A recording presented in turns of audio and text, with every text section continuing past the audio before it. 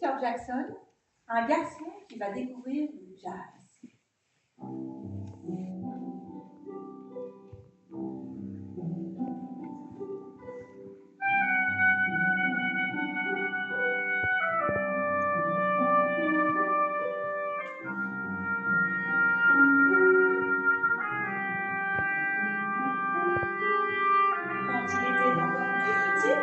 Peter Jackson avait déjà des goûts musicaux très affirmés.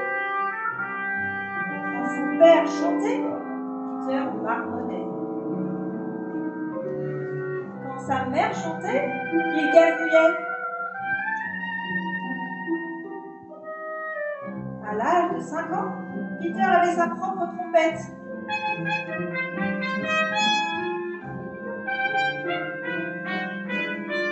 À 6 ans, on lui offrit un tourne-disque qui était aussi petit et robuste que lui. Et à 7 ans, une radio vint s'ajouter pour combler un peu plus l'immense soif de musique de Peter.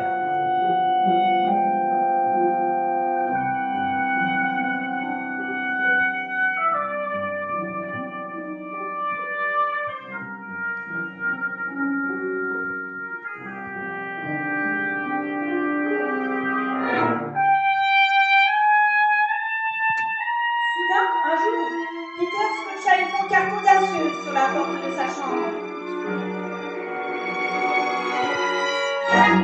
Défense d'entrée. Ici, on fait de la musique. Et il claqua la porte. À partir de ce jour-là, l'écriteau fut accroché à sa porte tous les après-midi de 3 à 6 heures. Derrière cette porte, les clients de Peter pouvaient entendre la trompette, ou le tourne-disque,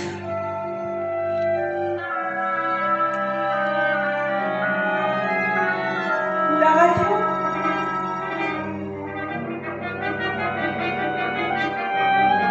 Et généralement, les trois en même temps.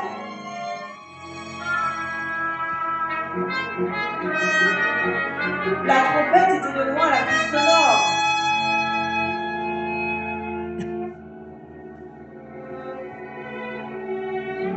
Bientôt, Peter eut une vraie trompette et un vrai professeur, dont les goûts en musique étaient aussi affirmés que ceux de Peter.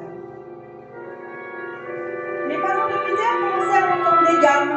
Les premières gammes montaient simplement, lentement, et redescendaient en flottant peu, en trébuchant, parfois même en chemin. Puis des gammes de plus en plus difficiles, qui montaient rapidement et redescendaient encore plus vite. Avec le temps, on part des exercices dont les notes sont détournées en spirale jusqu'à remplir toute la pièce.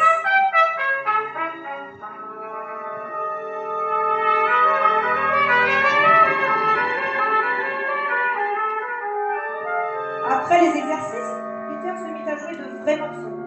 Des airs qui ressemblaient au murmure d'un ruisseau rapide ou à un fleuve profond et paisible.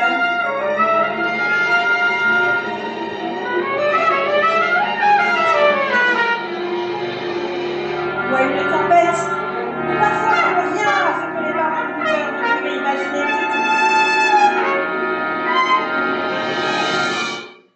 Peter leur expliqua que ces morceaux très complexes étaient simplement de la musique moderne. Alors, ils dirent oui de la tête, mais je crois qu'ils n'étaient pas tout à fait sûrs de comprendre. Bientôt, Peter et son professeur commencèrent à jouer en duo. Petit à petit, il devint difficile de distinguer le jeu de Peter et celui de son professeur. Lorsqu'il eut 14 ans, Peter était devenu un trompettiste des plus accomplis et extrêmement fier.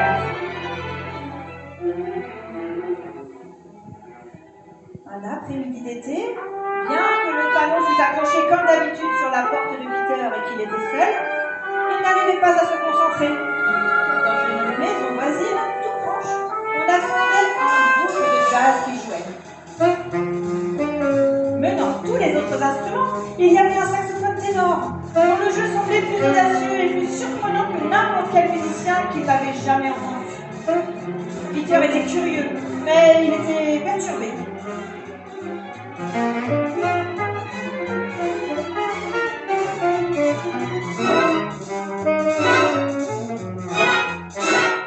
Alors Peter prit sa trompette, quitta sa chambre, suivit le son et découvrit 4 jeunes musiciens dans la cave d'une maison voisine. En voyant son instrument, ils lui demandèrent de se joindre à eux.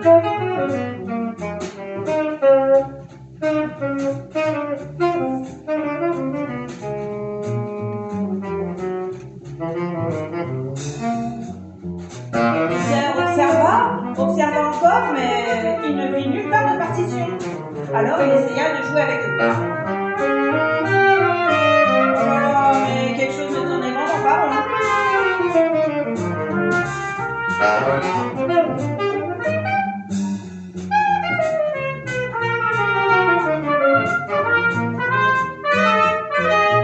Peter ne parvenait tout simplement pas à trouver sa place. Chaque fois qu'il essayait, la musique bafouillait jusqu'à s'arrêter.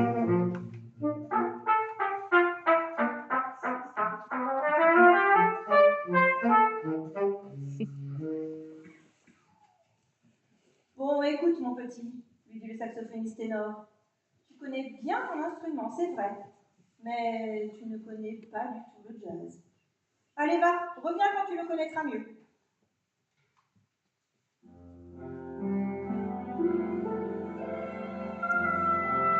Peter rentra chez lui tristement.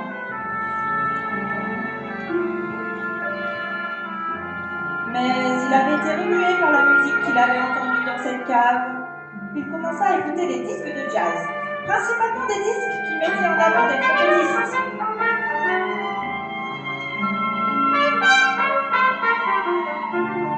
Et bientôt, il s'amusait à essayer de jouer certains exercices et des pièces classiques sur un rythme de jazz. Peter commença également à réaliser que chaque trompettiste avait sa propre façon de jouer. C'était presque comme si les gens parlaient, par des grognements, par des glissements, oui, des grosses notes bizarres. Il découvrit le plaisir d'utiliser des sourdines pour produire des sons différents.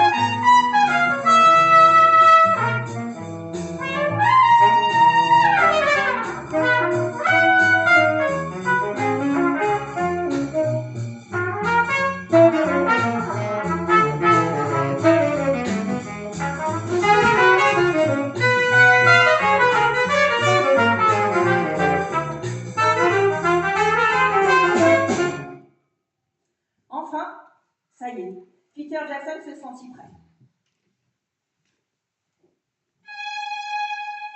Il courut à la cave de la maison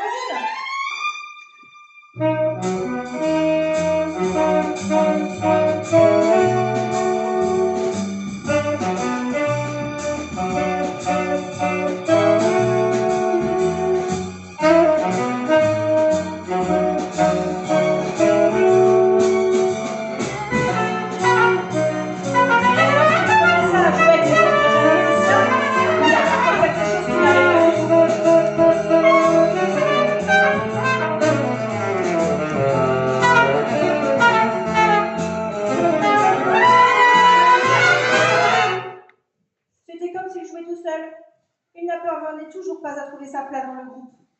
Il regarda sa trompette, mais non, elle allait bien. Puis il regarda les autres musiciens qui lui disaient non de la tête. « Hé, gamin !» lui dit le sax ténor. « Ça y est, tu sais comment jouer du jazz à la trompette, mais tu ne sais pas comment jouer avec les autres. Allez, va, quand tu sauras le faire, reviens nous voir. » Quand pas lourd, Peter rentra tristement chez lui. Il réfléchit encore et encore et finit par réaliser que sur tous les disques qu'il avait écoutés, il n'avait écouté que le trompettiste et pas ce que faisaient les autres musiciens. Alors, Peter commença à écouter ses disques différemment. Il apprit à se fondre avec les autres instruments. Il apprit à improviser des contre-chants, des airs qui complétaient ce que jouait le soliste principal.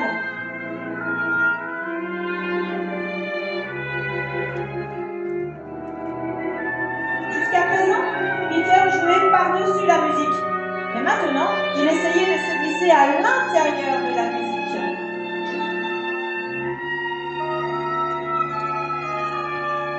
Grâce à ces disques, il jouait avec des big bands ou des petits groupes, avec des mauvais et bons orchestres. Et à la grande surprise de ses parents, Peter commençait à improviser sur tout.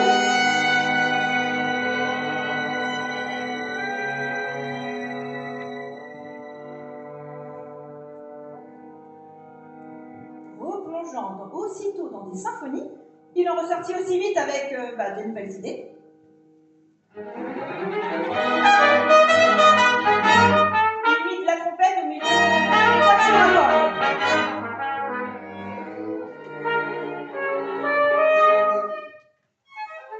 Il bavarda même avec des hautbois, des violons, des harpes et même un basson.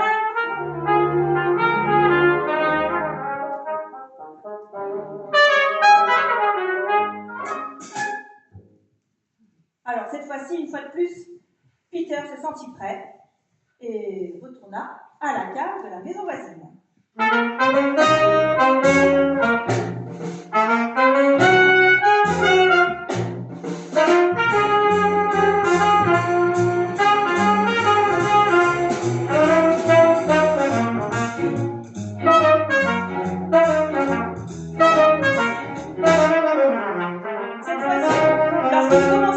Avec les autres musiciens de jazz, il trouva qu'il s'intégrait parfaitement.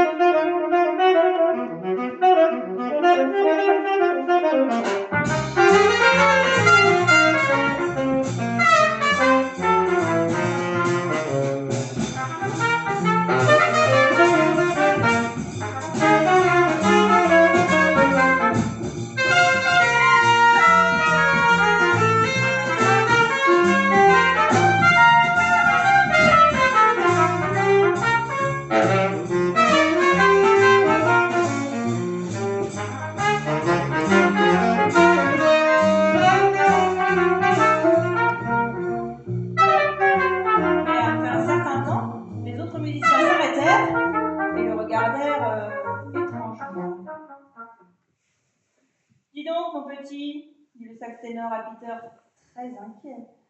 Tu sais tout, sauf quoi dire dans la musique. Toi et ta trompette, vous formez une belle machine, c'est vrai, mais le jazz n'est pas une machine. Le jazz, c'est ce que tu ressens. Qu'est-ce que tu ressens au fond de toi? Quand tu le sauras, eh bien, reviens nous voir.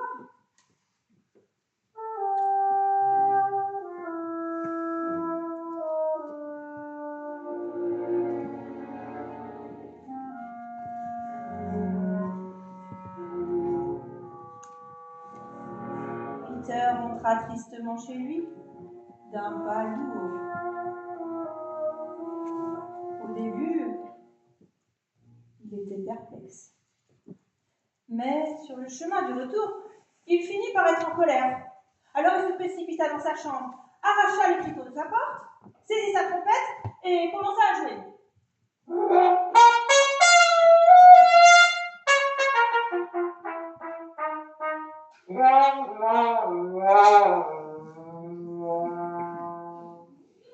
Les premières notes étaient pleines de rage, brutes et laides. Mais pour une raison étrange, les jouets faisaient du bien à Peter. Il regarda sa trompette et se dit « Oh, dis donc, ce sont mes notes. Cette musique, c'est moi. Au fil des heures, les notes de colère se transformèrent en notes glorieuses.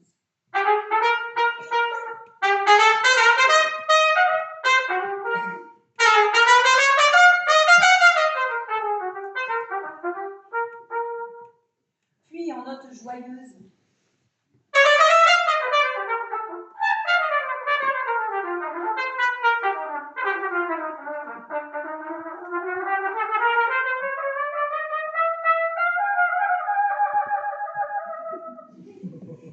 Toutes sortes de notes remplissaient la pièce. Ça y est, toutes ces notes sont à moi, dit-il. Ces notes expriment exactement ce que moi, Peter, je ressens.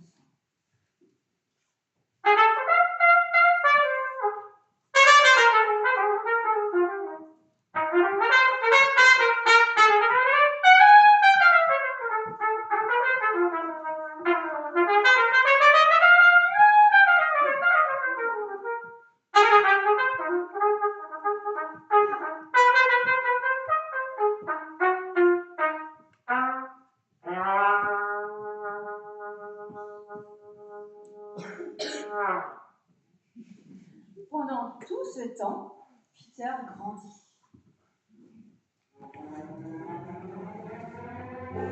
Il passait de plus en plus de temps loin de chez lui. Il devenait de plus en plus agité, mais il ne savait pas trop pourquoi. Il y avait des moments où il se sentait vraiment bien et d'autres où il se sentait tout seul. Parfois, il avait peur de ne pas réussir assez bien à l'école, peur de ne pas être aimé, peur de la colère qu'il pouvait ressentir envers ses parents, envers ses professeurs, envers ses amis, et même envers lui-même.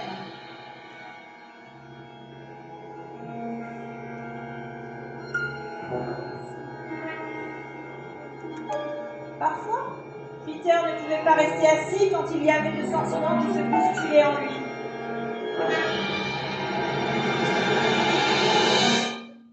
Mais tout ce que Peter ressortait dans sa musique.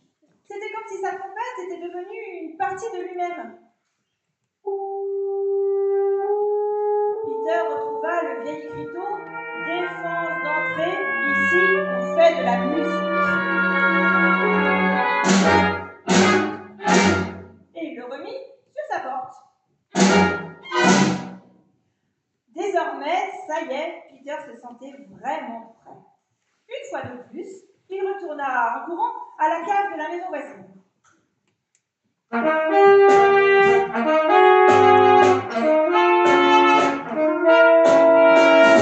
Cette fois-ci, lorsqu'il commença à jouer avec les autres musiciens de jazz, il sut immédiatement qu'il était à sa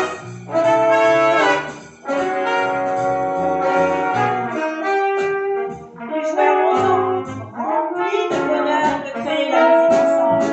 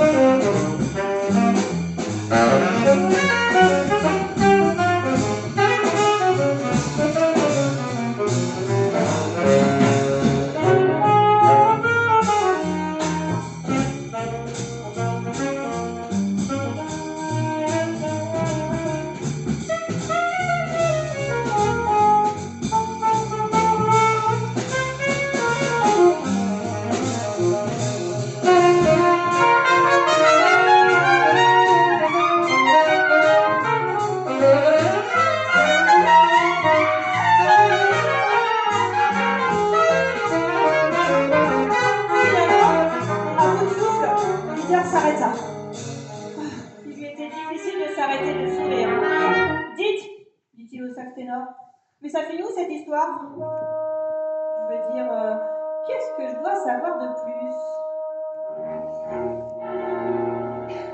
Et là, le saxophoniste ténor lui fit un grand sourire. Tu dois juste être toi-même. Il y a des choses que tu ne pourras pas dire avec des mots, mais tu pourras les dire avec ta trompette. C'est ça le jazz, c'est toi. Et c'est pour ça que le jazz change tout le temps. Parce que tu changes, et les gens avec qui tu joues changent. Tu piges? Alors, allez, on joue!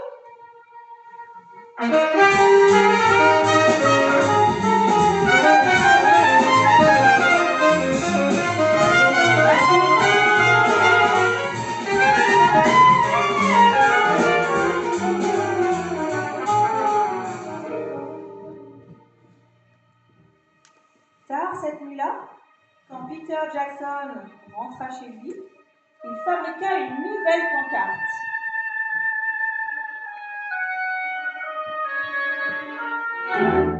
Et la posa sur sa porte.